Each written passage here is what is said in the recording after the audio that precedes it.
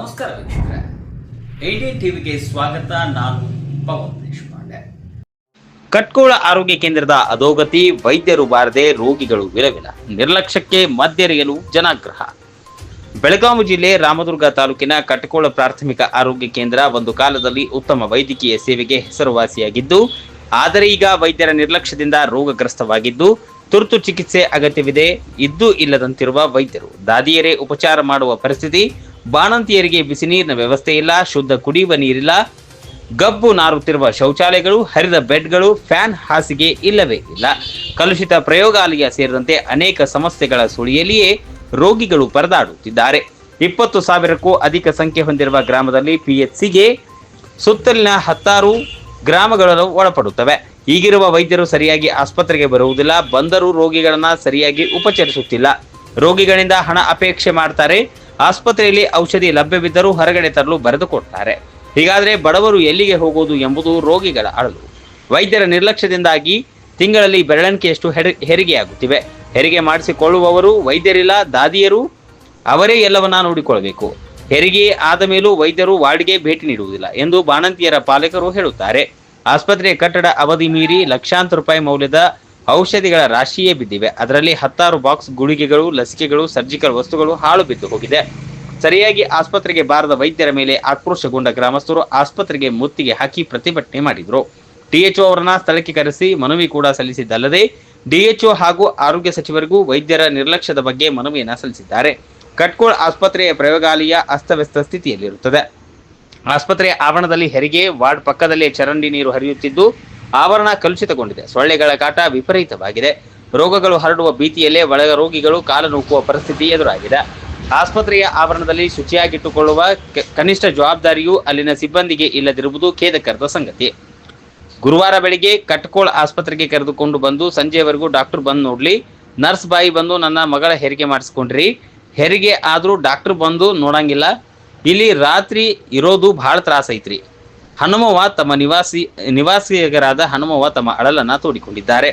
ಕಟ್ಕೋಳದ PHC ವೈದ್ಯ doctor SM. ಶಾಲ್ದಾರ್ ಅವರ ಮೇಲೆ ಸಾರ್ವಜನಿಕರಿಂದ ಸಾಕಷ್ಟು ಆರೋಪಗಳು ಕೇಳಿ ಬಂದಿರುತ್ತವೆ.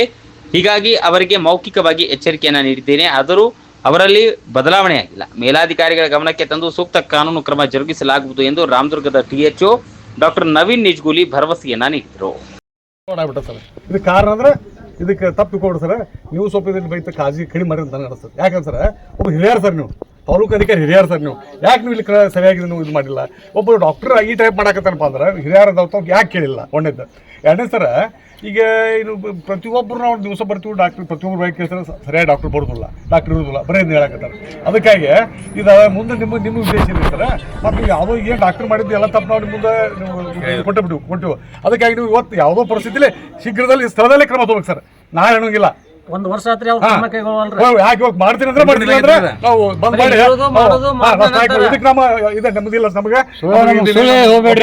ಇವತ್ತು ನೀವು ಸರ್ ರೇಟಿಂಗ್ ನಾವು ಕೊಡ್ಬೇಕು ನೀವು. ಆಮೇಲೆ ಟಿಎಚ್ಒ ಸರ್ ಏನ್ ಹೇಳ್ತಾರೋ, ನಾವು ಇದನ್ನ ಡಿಎಚ್ಒ ಹೇಳ್ತೀವಿ, ಜಿಲ್ಲಾ ಇವ್ರಿಗೆ ಹೇಳ್ತೀವಿ ಅಂತಾರೆ. ಇವತ್ತಿಲ್ಲಿ ಸಾರ್ವಜನಿಕರ ಪರಿಸ್ಥಿತಿ ಇವತ್ತಿನ ದಿನ ಅದನ್ನ ನೋಡ್ಕೋಬೇಕು. ಇವರು ಆಕ್ಷನ್ ಮಾಡ್ತಾರೋ 1 ವಾರ 15 ದಿನ, ಇನ್ನೊಂದು 20 ದಿನ ಬಿಟ್ಟು ಅಲ್ಲಿ ಮಟ್ಟ ಯಾವ ಡಾಕ್ಟರ್ ನೋಡ್ತಾರೋ. ಆಮೇಲೆ ಈಗ ನಾವು ಇಷ್ಟು ಸಾರ್ವಜನಿಕರು ಊರು ಹಿರಿಯರು ಎಲ್ಲರೂ ಬಂದಿವಿ, ಮೆಂಬರ್ಗಳು ಬಂದಿವಿ, ಎಲ್ಲರೂ ಬಂದು ನಾವು ಹೇಳಕ್ಕಾಗ್ಲಿ, ಅವರು ನೀವು ಹೇಳಕತ್ತಿದ್ದ ಸುಳ್ಳ, ನೀವ ಸುಳ್ಳು ಹೇಳಕತ್ತೀರಿ, ನಾ ಕರೆಕ್ಟ್ ಅದ ನಂತರ ಡಾಕ್ಟರ್ ಪಬ್ಲಿಕ್ ಅದು ತಾಲೂಕಾ ಆಫೀಸರ್ ಮುಂದೆ ಹೇಳ್ತಾರೆ. ತಾಲೂಕಾ ಆಫೀಸರ್ ಅದಕ್ಕೆ ಗೋನ್ ಆಡಿ ಸೊಕ್ಕಾರ ಅಂತಂದ್ರೆ ಇದ್ರದ ಆಡಳಿತ ಯಾವ ಲೆವೆಲ್ಗೆ ಐತೆ ಅಂತ ನೀವು ವಿಚಾರ ಮಾಡ್ಬೇಕಾಕೈತಿ. ಯಾಕಂದ್ರೆ ಪಬ್ಲಿಕ್ ಇವತ್ತು ನೀವು ಆಕ್ಷನ್ ಏನ್ ತಗೋತಿರ್ತಾರ, ಇವತ್ತು ಸಸ್ಪೆಂಡ್ ಮಾಡ್ತೀರಾ ಮಾಡ್ರಿಲ್ಲ, ಎಲ್ಲ ಸಾರ್ವಜನಿಕರು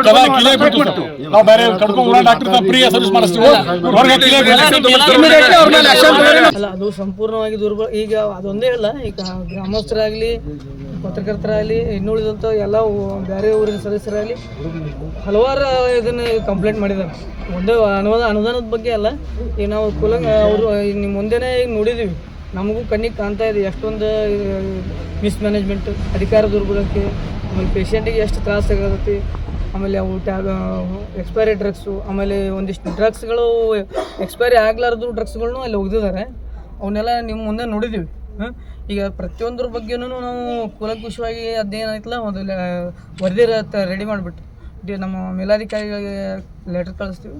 ಆಮೇಲೆ ಆದಷ್ಟು ಸಾಧ್ಯವಾದಷ್ಟು ಬರುವಂಥ ದಿನದೊಳಗೆ ಹಿಂಗೆ ಆಗ್ಲಾರ್ದಂಗೆ ನೋಡ್ಕೋತೀನಿ. ಆಮೇಲೆ ಇದನ್ನೇನು ಮಾಡಿದ್ರಲ್ಲ ಅವ್ರ ಮೇಲೆ ಇಮಿಡಿಯೇಟಾಗಿ ಕ್ರಮ ಕೈಗೊಳ್ಳೋಕೆ ಏನೈತಲ್ಲ ನನ್ನ ಕೈಲಿ ಎಷ್ಟು ಸಾಧ್ಯ ಆಗುತ್ತೆ ಅಷ್ಟು ಇದು ಮಾಡ್ತೀನಿ. ಆಮೇಲೆ ಮೇಲಾಧಿಕಾರಿಗಳಿಗೂ ಒತ್ತಡ ಇರುತ್ತೆ. ನಮ್ಮ ಅಧಿಕಾರ ಇದ್ರೊಳಗೆ ಬರೋಂಗಿಲ್ಲ. ನಮ್ಮ ಅಧಿಕಾರ ಇದ್ರೊಳಗೆ ಏನೇನು ಬರ್ತಾವಲ್ಲ ಅಷ್ಟೇ ಮಾಡ್ಬೋದು. ನಮ್ಮ ಇದು ಅಧಿಕಾರ ಇದ್ರೊಳಗೆ ಏನೈತಿ ಇದು ನಮ್ಮ ಮೇಲಾಧಿಕಾರಿಗಳಿಗೆ ಕ್ರಮ ಜರುಗಿಸುವಂಗೆ ಒಂದು ವರದಿ ರೆಡಿ ಮಾಡಿ ಕೊಡ್ಬೋದು. ಅದ್ರ ಬಗ್ಗೆ ನಾ ಏನೈತಲ್ಲ ಕುಲಕುಷವಾಗಿ ಯಾವುದೇ ಇದನ್ನಿರಲಾರ್ದು ವರದಿ ರೆಡಿ ಮಾಡ್ತೀವಿ. ಸರ್, ವೈದ್ಯರನ್ನು ಬದಲಾವಣೆ ಮಾಡ್ತೀರಿ? ಅದು ಸದ್ಯದಲ್ಲೇ ಆಗುತ್ತೆ. ಅಷ್ಟು ಆಶ್ವಾಸನೆ ನಾ ಕೊಡ್ತೀವಿ. ಅಮಾನವೀಯ ಹಾಗೆಲ್ಲ ಆಗಬಾರ್ದು. ಆ್ಯಕ್ಚುಲಿ ನಮ್ಮ ಗೌರ್ಮೆಂಟ್ ಇರೋದು ಅದ್ರ ಆ ಸೌಲಭ್ಯಗಳನ್ನ ಕೊಡೋಕ್ಕೆ ನಾವು ಫಂಡು ರಿಲೀಸ್ ಆಗುತ್ತೆ ನಮಗೆ.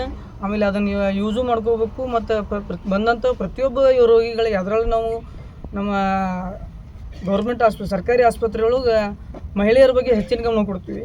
ಅದು ನಮ್ಮ ಆಗಬಾರ್ದಾಗಿತ್ತು, ಆಗೈತೆ ಅಂತಂದ್ರೆ ನಾವು ಅವ್ರ ಮೇಲೆ ಕ್ರಮ ಸರ್. ಈಗ ಡ್ರಗ್ಸ್ ಸ್ಟಾಕ್ ಹೋಗ್ದಾರಲ್ಲ, ಅದ್ರ ಬಗ್ಗೆ ಏನು ಕ್ರಮ ಕೈಗೊಳ್ತೀರಿ? ಅದನ್ನ ಈಗ ಇದನ್ನ ಮಾಡ್ತೀನಿ ಸರ್. ಯಾವ್ಯಾವ ಎಕ್ಸ್ಪೈರಿ ಡ್ರಗ್ಸ್ ಎಷ್ಟು ಅದಾವು, ಅದರ ಅಮೌಂಟ್ ಎಷ್ಟು ಐತಿ, ಅದನ್ನು ರಿಕವರಿ ಬರೆಯುವಾಗ ನಾವು ವರದಿ ರೆಡಿ ಮಾಡಿ ಕೊಡ್ತೀವಿ ಸರ್. ಬಾಣಂತಿಯರು ಸಾವು ಎಲ್ಲಿಯೂ ಆಗಬಾರ್ದು ನನ್ನ ಕೇಳಿದ್ರೆ. ಯಾಕಂದ್ರೆ 2 ಜೀವ ಇರ್ತಾವೆ, 1 ಜೀವ ಇರೋಂಗಿಲ್ಲ, 2 ಜೀವ ಇರ್ತಾವೆ. ಎಲ್ಲಿಯೂ ಆಗಬಾರ್ದು. ಅದಕ್ಕೆ ಏನೈತಿಲ್ಲ 100ಕ್ಕೆ 101 ನಾವು ಈ ಕಾಳಜಿ ತೊಗೊಂಡ್ರೆ ಕಡಿಮೆ ಬಾಣಂತಿಯರು ಸಾವು ಆಗಬಾರ್ದು ಅಂದ್ರೆ. ಅಲ್ಲ, ಇದು ಯಾವ ಕೇಳಕತ್ತಾವು ಇಲ್ಲಿ ಕಡಬ PH ಒಳಗೆ ಇವರು ವೈದ್ಯರ ನಿರ್ಲಕ್ಷ್ಯದಿಂದ ಆಗಬಾರ್ದು ಅಂತ ಪ್ರಶ್ನೆ. ನಾನು ಅದನ್ನೇ ಹೇಳ್ತೀನಿ ಸರ್. ಎಲ್ಲಿಯೂ ಆಗಬಾರ್ದು ಅದು ಅಂತಾರ. ನಾವು ಕಟ್ಕೊಳ್ಳೋಂತಲ್ಲ ಎಲ್ಲಿಯೂ ಆಗಬಾರ್ದು. ಅದ್ರ ಬಗ್ಗೆ ನಾವು ಅತಿ ಜಾಗರೂಕತೆ ವಹಿಸ್ಬೇಕು. ಆಮೇಲೆ ನಾವು ಈಗಾಗಲೇ ನಾವು ಎಲ್ಲ PSC ಡಾಕ್ಟರ್ಸ್ಗಳಿಗೂ ಎಲ್ಲರಿಗೂ ತಿಳಿಸಿದ್ದೀವಿ. ಅದ್ರ ಬಗ್ಗೆ ಹೆಚ್ಚಿನ ಕ್ರಮ ವಹಿಸ್ಬೇಕು, ಜಾಗೃತಿ ವಹಿಸ್ಬೇಕಂತೇಳಿ ಅದ್ರ ಪ್ರಕಾರ ನಾವು ನೋಡ್ಕೋತಾ ಇದ್ದೀವಿ. ಇದನ್ನು ನಾವು ಈಗ ಏನು ನೀವು ಇದಕ್ಕೆ ಇದೈತಲ್ಲ ಇದು ಅಮಾನವೀಯ. ಇದು ಈ ರೀತಿ ಆಗಬಾರ್ದು. ಬಂದಂಥ ಗರ್ಭಿಣಿಯರಿಗೆ ಈ ರೀತಿ ಆಗಬಾರ್ದು. ಯಾಕಂದ್ರೆ 3 ದಿವಸ ಇವರು ನೀರಿಲ್ಲದೆ ಇರ್ತಾರಂತಂದ್ರೆ ಇನ್ಫೆಕ್ಷನ್ ಆಗುವಂಥ ಸ್ಥಿತಿ ಜಾಸ್ತಿ ಇರ್ತಾವೆ. ಅದನ್ನೇನೈತೆ ನಾವು ಕ್ರಮ ಕೈಗೊಳ್ತೀವಿ ಅಂತೇಳಿ ಭರವಸೆ ಕೊಡ್ತೀನಿ. ಪೂರ್ಣ ನಿಷ್ಕಾಳಜಿ ಮಾಡತ್ತಾರ ಅಂತ ಹೇಳ್ತೀನಿ. ನಾ ಇದ್ರ ಬಗ್ಗೆ ಎಳ್ಳಷ್ಟು ನಾ ಏನೈತಲ್ಲ ನಿಮಗೆ ಪಬ್ಲಿಕ್ ಹೇಳಿದ್ದಾಗಲಿ, ನೀವು ಪತ್ರಿಕಾ ಮಾಧ್ಯಮದವ್ರ ಮಿತ್ರರು ಹೇಳಿದ್ದಾಗಲಿ ನಾ ಯಾವುದಕ್ಕೂ ಇಲ್ಲ ಅಂತಿಲ್ಲ. ಯಾಕೆ ಕಣ್ಮುಂದೆ ಕಾಣಕತ್ತಾವ. ಇದಕ್ಕೆ ಅಂಗೈ ಹುಣ್ಣಿಗೆ ಅಂಗಡಿ ಕನ್ನಡಿ ಬೇಕಾಗಿಲ್ಲ. ಈಗ ಎಲ್ಲ ಊರನ್ನ ಹಿರಿಯರು ಬಂದಾರ, ನಿರಾಧಾರ ಅಂತ ತಿಳ್ಕೊಂಡು ಎಲ್ಲರ ಸಮ್ಮುಖದೊಳಗೆ ಓಪನ್ ಆಗಿ ಹೇಳ್ತಾರಲ್ಲ ವೈದ್ಯರು. ಇದಕ್ಕೆ ತಾವು ಏನು ಅದಕ್ಕೆ ಪ್ರತಿಕ್ರಿಯೆ ಕೊಡ್ತೀರಿ ಸರ್? ಅದು ನಿರಾಧಾರ ಅನ್ನಕ್ಕೆ ಬರಂಗಿಲ್ಲ. ಯಾಕಂದ್ರೆ ಆಧಾರ ಇಟ್ಕೊಂಡು ಎಲ್ಲ ಹೇಳ್ತೀರಿ ನಾವು. ಆಮೇಲೆ ನಾವು ನಮ್ಮ ತಪ್ಪಿದ್ದಾಗ ಇನ್ನೊಬ್ಬರ ತಪ್ಪ ಮೇಲೆ ತಪ್ಪು ವಹಿಸು ತಪ್ಪಾಗತ್ತೆ. ಯಾಕಂದ್ರೆ ನಾವು ತಪ್ಪು ಮಾಡತ್ತೀವಿ ಮೊದ್ಲೇಕ. ಅಲ್ಲ, ಈಗ ಏನೇನೈತಿ ಅದನ್ನ ನೋಡಿದ್ರಲ್ಲ, ಅದು ಸರಿ ಐತೋ ತಪ್ಪಾಯ್ತೋ ಅದನ್ನ ಇಲ್ಲ ನಾವು ಈ ಕಣ್ಣಿಗೆ ಕಾಣಕತ್ತದಲ್ರಿ ತಪ್ಪಿದ್ದು. ಅದನ್ನೇನಿದೆಲ್ಲ ನಾನು ಕುಲಂಕುಷ ವರದಿ ರೆಡಿ ಮಾಡಿಬಿಟ್ಟು ನಮ್ಮ ಮೇಲಾಧಿಕಾರಿಗಳಿಗೆ ವರದಿ ರೆಡಿ. ಇನ್ನೂ ಇರುವಂಥ ಡಾಕ್ಟ್ರಲ್ಲಿ ಈಗ ನಾನೇ ಇದ್ದು ನೋಡ್ಕೊಂಡು ಹೋಗ್ತೀನಿ ಸರ್ ಫಸ್ಟ್. ಯಾಕಂದ್ರೆ ಆ ರೀತಿ ಆಗ್ತು ನನಗೀಗ. ಈಗ ನಾನೇ ಇದ್ದು ಅದನ್ನ ಏನೈತಲ್ಲ ಅದು ಫಾಲೋ ಅಪ್ ಮಾಡಿ ಈಗ ನಾಳೆಯಿಂದ ಬೇರೆ ಡಾಕ್ಟರ್ಗಳಿಗೆ ಹೇಳ್ತೀನಿ. ಡೆಪ್ಟೇಷನ್ ಮೇಲೆ ಅಂದ್ರೆ 3 ದಿವಸ ಅವ್ರಿಗೆ ವರ್ಕ್ ಮಾಡೋಕ್ಕೆ ಕೊಟ್ಟಿರ್ತೀವಿ ನಾವು. ಆ ದಿನಗಳಲ್ಲಿ ಅವ್ರ ಪೇಷಂಟ್ಗಳಿಗೆ ಸೌಲಭ್ಯ ಕೊಡ್ಬೇಕು. 3 ದಿವಸ ಇಲ್ಲಿ ಹಾಕಿರ್ತೀವಿ ನಾವು. ಏನು ಮಾಡ್ಕೊಂಡು ಡ್ಯೂಟಿ ಅಡ್ಜಸ್ಟ್ ಮಾಡ್ಕೊಂಡು ಮಾಡ್ಬೇಕು. ಖರ್ಚು ಮಾಡೋಕ್ಕೆ ಕ್ಲರ್ಕ್